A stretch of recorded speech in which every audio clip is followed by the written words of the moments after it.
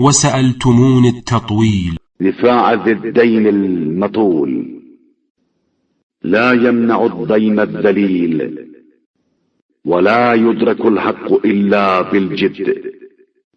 أي دار بعد داركم تمنعون، وما أي إمام بعدي تقاتلون. اور پھر مجھ سے تاخیر جنگ کی فرمائش جیسے کوئی نادہند قرض کو ٹالنا چاہتا ہے۔ یاد رکھو ذلیل آدمی ذلت کو نہیں روک سکتا ہے، اور حق محنت کے بغیر حاصل نہیں ہو سکتا ہے۔ تم جب اپنے گھر کا دفاع نہ کر سکو گے تو کس کے گھر کا دفاع کرو گے؟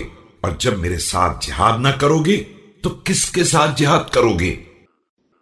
المغرور والله من غررتموه، ومن فاز بكم فقد فاز والله بالسهم الأخيب، ومن رمى بكم فقد رمى بأفوق ناصل.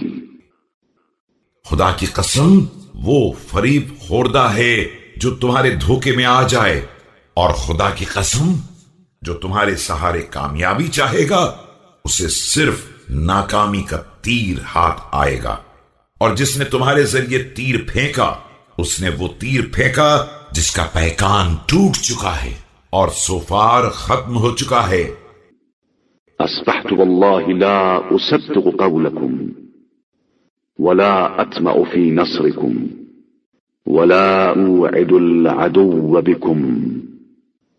ما بالكم، ما دواؤكم، ما طبكم.